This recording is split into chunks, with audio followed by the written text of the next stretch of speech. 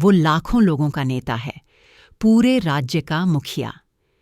क्या कानून उसके आगे झुक जाता है? या फिर वो भी कानून की पकड़ में आ सकता है? क्या मुख्यमंत्री को भी गिरफ्तार किया जा सकता है?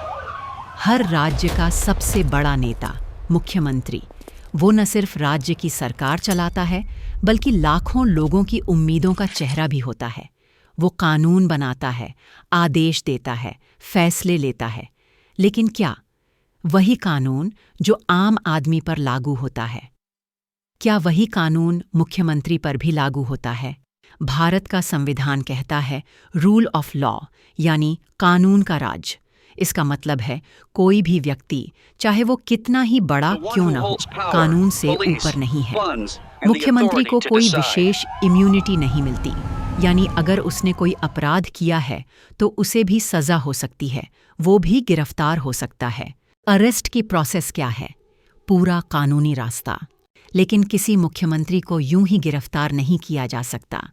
इसके लिए एक तय प्रक्रिया होती है जो काफ़ी संवेदनशील होती है। स्टेप 1, सबूत का होना ज़रूरी। जांच एजेंसियों के पास पुख्ता सबूत होना चाहिए कि मुख्यमंत्री ने अपराध किया है। बिना सबूत कोई गिरफ्तारी नहीं हो सकती। स्टेप 2, गवर्नर की मंजूरी। कुछ मामलों में अगर आरोप मुख्यमंत्री के औपचारिक कार्यों से जुड़े हैं तो राज्यपाल की अनुमति ज़रूरी होती है। स्टेप 3, कोर्ट की अनुमति। कई बार कोर्ट से पहले अनुमति लेनी पड़ती है, खासकर जब सीएम विधायक भी हो। उन्हें गिरफ्तार करने के लिए अदालत से सैंक्शन टू प्रोसिक्यूट लेना पड़ता है। स्टेप 4, राजनीतिक और प्रशासनिक संतुलन। चूंकि ये राजनीतिक पद है, इसलिए गिरफ्तारी का असर सरकार पर भी पड़ता है। इसीलिए पूरी प्रक्रिया बहुत संतुलन और जांच के साथ होती है। आइए इतिहास की ओर नज़र डालते हैं, जहां कई मुख्यमंत्रियों को उनके पद पर रहते हुए या बाद में गिरफ्तार किया गया। केस 1, हेमंत सोरेन, झारखंड, 2024। साल 2024 झारखंड की सियासत में भूचाल आ गया। राज्य के तत्कालीन मुख्यमंत्री हेमंत सोरेन को प्रवर्तन निदेशालय ईडी ने मनी लॉन्ड्रिंग मामले में गिरफ्तार कर लिया। पूरे राज्य में राजनीतिक उथल-पुथल मच गई। उनके समर्थकों ने सड़कों पर प्रदर्शन किया, लेकिन कानून ने साफ संदेश दिया। Sir, any comment on the allegations? कोई भी व्यक्ति कानून से ऊपर नहीं है, चाहे वह मुख्यमंत्री ही क्यों ना हो। ये मामला ये साबित करता है कि अगर सबूत पक्के हों और जांच एजेंसी के पास सही अधिकार हों, तो एक वर्तमान मुख्यमंत्री को भी गिरफ्तार किया जा सकता है। संविधान इसकी इजाज़त देता है। केस 2, जयललिता, तमिलनाडु, 1996। साल था 1996। तमिलनाडु की राजनीति की सबसे चर्चित और ताकतवर शख्सियत जयललिता। वो उस वक्त मुख्यमंत्री थीं, लेकिन तभी देश को चौंकाने वाली खबर आई। जयललिता को भ्रष्टाचार और आय से अधिक संपत्ति के मामले में गिरफ्तार किया गया। हाँ, आपने सही सुना, एक सिटिंग मुख्यमंत्री को जेल भेजा गया। ये भारत के इतिहास में पहली बार हुआ था जब किसी वर्तमान मुख्यमंत्री को इस तरह जेल जाना पड़ा हो। उनकी गिरफ्तारी ने ये साफ कर दिया कि सत्ता चाहे कितनी भी ऊंची हो, कानून उससे ऊंचा होता है। जनता के पैसे से गबन हो तो संविधान चुप नहीं बैठता। केस 3, लालू यादव, चारा घोटाला। बात है 1990 के दशक की।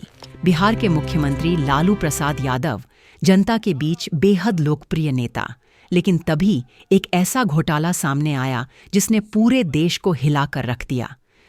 ये था चारा घोटाला। जी हाँ, सरकारी खजाने से करोड़ों रुपये निकाल लिए गए जानवरों के चारे के नाम पर। लालू यादव पर आरोप लगा कि उनके कार्यकाल में इस फर्जीवाड़े को राजनीतिक संरक्षण मिला। सीबीआई ने जांच की, केस अदालत में गया और लालू यादव को दोषी पाया गया। उन्हें जेल की सजा हुई। एक पूर्व मुख्यमंत्री को, जनता के प्रिय नेता को। इस केस ने साबित किया कि अगर अपराध किया है तो कुर्सी चाहे आज की हो या बीते कल की, कानून अपना काम करेगा। किसी भी मुख्यमंत्री को विशेष छूट नहीं मिलती। अगर मुख्यमंत्री गिरफ्तार होता है तो 2 चीज़ें हो सकती हैं। वो पद से इस्तीफा दे सकता है, राज्यपाल उसे बर्खास्त कर सकते हैं। अगर सरकार पर संकट आता है। गिरफ्तारी के बाद जांच, ट्रायल और कोर्ट का निर्णय चलता है, बिल्कुल वैसे ही जैसे किसी आम नागरिक के साथ होता है। जब कोई मुख्यमंत्री गिरफ्तार होता है तो जनता, मीडिया और विरोधी दल सब सक्रिय हो जाते हैं। कई बार इसे राजनीतिक साजिश बताया जाता है, लेकिन अंतिम निर्णय सबूतों और कोर्ट पर निर्भर करता है। यही भारत की सबसे बड़ी ताकत है। यहाँ अदालतें स्वतंत्र हैं और कानून सबके लिए समान है। याद रखिए, मुख्यमंत्री जनता का सेवक है, शासक नहीं। अगर वह कानून तोड़े तो उसे जवाब देना होगा। और जनता का ये जानना जरूरी है कि मुख्यमंत्री को भी गिरफ्तार किया जा सकता है। भारत का लोकतंत्र तभी मजबूत रहेगा जब हर पद, हर व्यक्ति और हर नेता कानून के दायरे में रहेगा। अगर आपको इस वीडियो से कुछ नया सीखने को मिला तो लाइक ज़रूर करें। कमेंट में बताइए, क्या आपको लगता है कि भारत में कानून सबके लिए बराबर है? और हाँ, सब्सक्राइब करें ताकि अगला वीडियो आप मिस न करें।